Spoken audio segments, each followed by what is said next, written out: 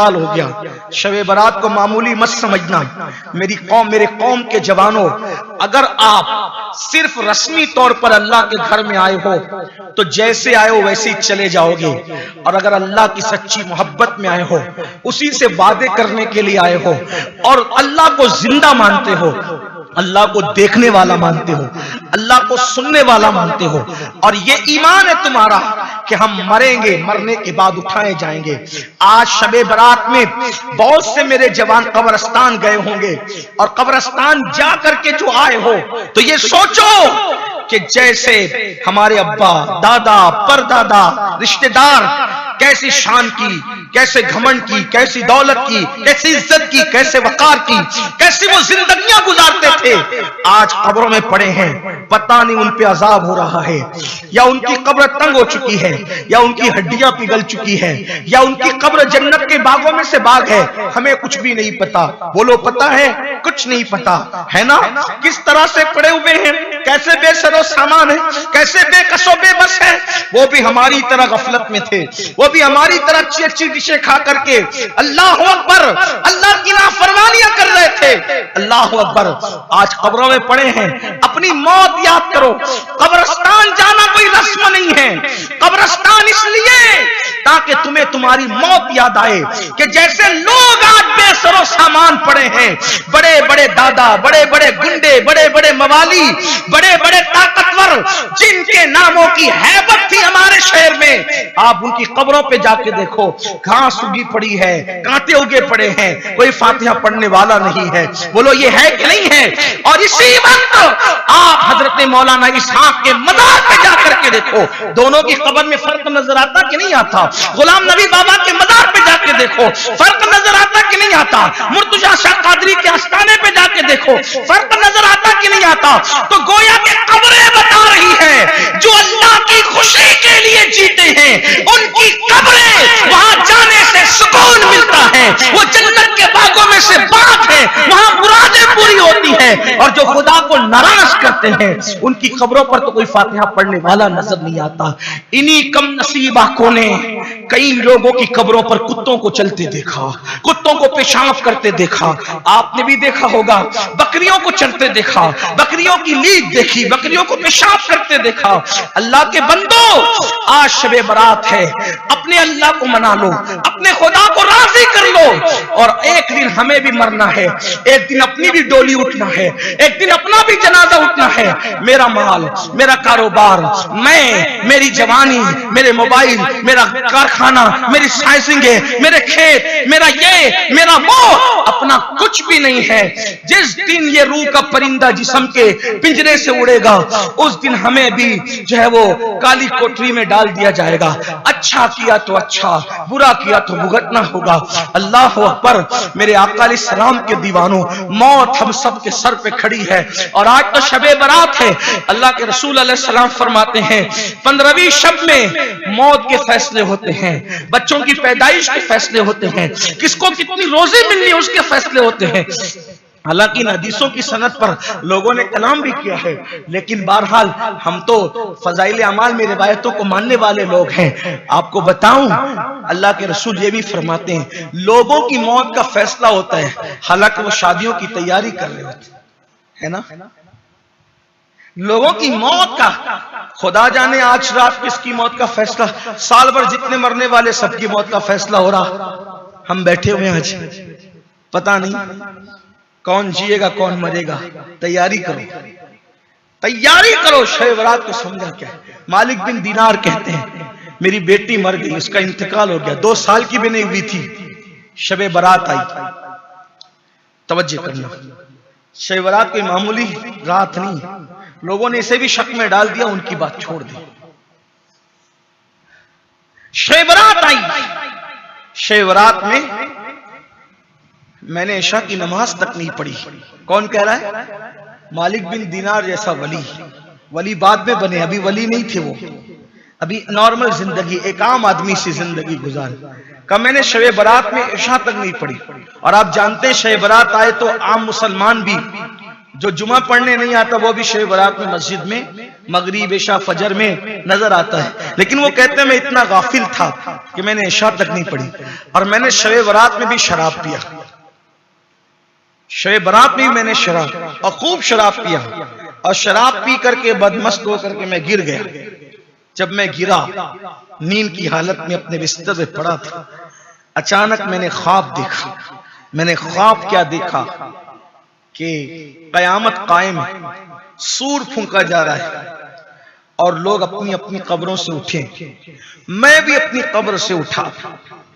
जब मैं अपनी कब्र से उठा तो एक भयानक धमाके की आवाज आई। मैंने पीछे मुड़ के देखा तो एक भयानक सा अजदहा था, भयानक सा सांप अजदहा जो मुझे मारने के लिए मेरे पीछे दौड़ रहा था। मैं उससे जान बचाने के लिए ख्वाब के आलम में भागा। जब मैं भागने लगा मैं चिल्ला रहा था, चीख रहा था, कोई बचा ले, लेकिन कोई बचाने वाला न था। ऐसे में मैंने खूबसूरत हसीन और जमील शक्ल वाले एक बूढ़े आदमी को देखा। मैंने उसको कहा कि बाबा मुझे बचा लें।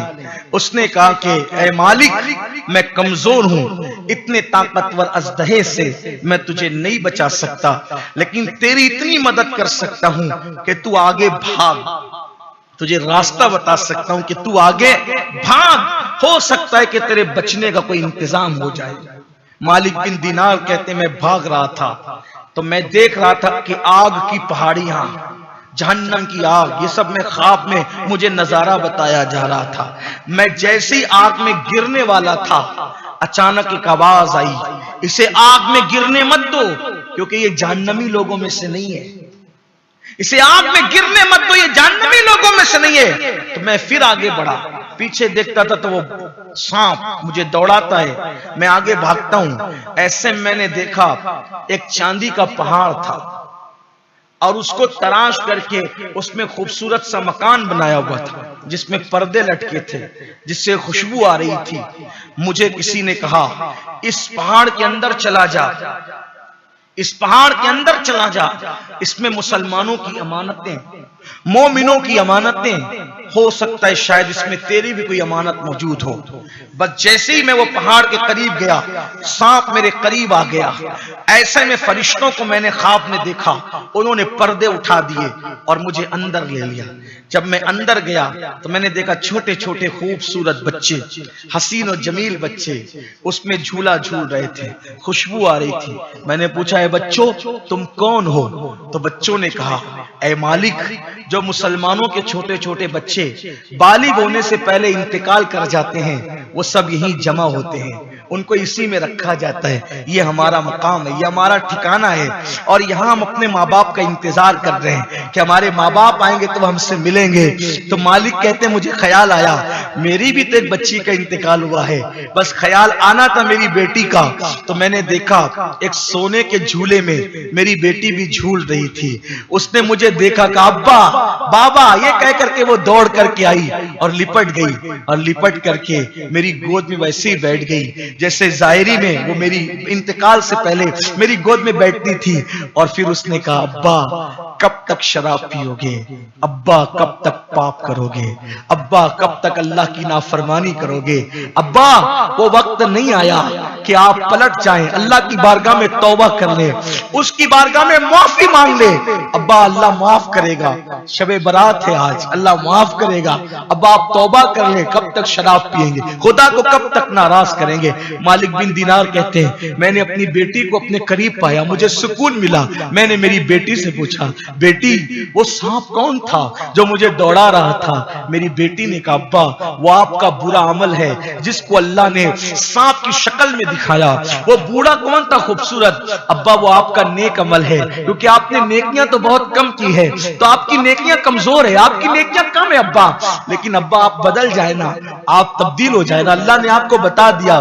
मालिक बिन दीनार कहते हैं जैसी मेरी आंख खुली ख्वाब के असर से मैं कांप रहा था। मैंने अल्लाह से कहा, अल्लाह आज की रात शबे बारात मैं सच्ची तौबा करता हूँ, मुझे माफ कर दे। मैंने तौबा की और जब अल्लाह की बारगाह में शबे बारात में उन्होंने तौबा की तो अल्लाह ने उनको मकाम विलायत अता किया। और ऐसा मकाम विलायत अता किया, एक मर्तबा कश्ती में सफर कर रहे थे तो किसी का कीमती मोती चोरी हो गया। एक बार कश्ती में सफर कर रहे थे, किसी का कीमती मोती चोरी हो गया तो किसी ने इल्जाम लगाया कि यही अजनबी है, इसी ने चुराया होगा, इसी ने चुराया होगा। अल्लाह अकबर। हजरत मालिक बिन दीनार आसमान की तरफ देख के कहते हैं, मौला जब तक पापी था तो लोग इतना डरते थे कि कोई इल्जाम नहीं लगाते थे, अब नेक बन गया तो लोग मुझ पे चोरी का भी इल्जाम लगाने लगे। तो उस वक्त मालिक बिन दीनार ने दरिया ही में आवाज लगाई, ए दरिया की मछलियों, किसी का मोती चोरी हो गया है, तुम लौटा सकती हो? तो क्या देखा कि दरिया की तमाम मछलियां दरिया के अंदर मुंह बाहर निकालती है और सबके मुंह में एक से एक कीमती मोती है। आप कश्ती वालों से कहते हैं जो चोरी हुआ था जितने चाहते हो ये मोती ले लो। तो तब लोगों को पता चला ये आम आदमी नहीं, ये तो अल्लाह का वली है। और जब लोग हाथ पैर चूमने की कोशिश करने लगे तो आप पानी पर चलते हुए उधर पार हो गए। लोगों को पता चला कि मालिक बिन दीनार का मर्तबा क्या है। पहले की जिंदगी देखो, तौबा के बाद की जिंदगी देखो। जब तक जिंदा हैं हम, हमारे लिए तौबा के दरवाजे खुले हुए। जब मर जाओगे तौबा के दरवाजे बंद हो, बल्कि मरने से पहले ही जब रूह हलक में अटकेगी, गैब के मनाजिर नजर आएंगे, गले में गरगरा होगा, उस वक्त तो तौबा के दरवाजे बंद हो जाएंगे। इसलिए अल्लाह से सच्चे दिल से माफी मांगो, अल्लाह की तरफ पलटो, वापस आओ अल्लाह की तरफ। ये नहीं शबे बारात में रो धो लिए, उठ के गए फिर वही हाल, ये धोखेबाजी नहीं, ये मक्कारी नहीं, ये मुनाफिकत नहीं। अल्लाह से वादा करो, मैं गुनाह नहीं करूंगा मतलब नहीं करूंगा, हराम नहीं खाऊंगा मतलब नहीं खाऊंगा, आंखों का गलत इस्तेमाल नहीं करूंगा मतलब नहीं करूंगा। बस अल्लाह वाली जिंदगी गुजारिए, फिर अल्लाह की मदद देखिए। दुनिया परेशान रहेगी लेकिन आप सुकून से रहेंगे, आप चैन से रहेंगे, आप इत्मीनान से रहेंगे। याद रखना, खुदा से दूर होकर न किसी को सुकून मिला है न हमें सुकून मिल सकता है। गुनाह करके न कभी किसी की जिंदगी में खुशियां आई है न हमारी जिंदगी में आ सकती है। मेरे ये नौजवान जो मेरे सामने बैठे हुए हैं, मैं उनसे कहता हूं बहुत हो गए गुनाह, बहुत हो गए गुनाह, अब मत करो गुनाह। दुनिया गुनाह कर कर के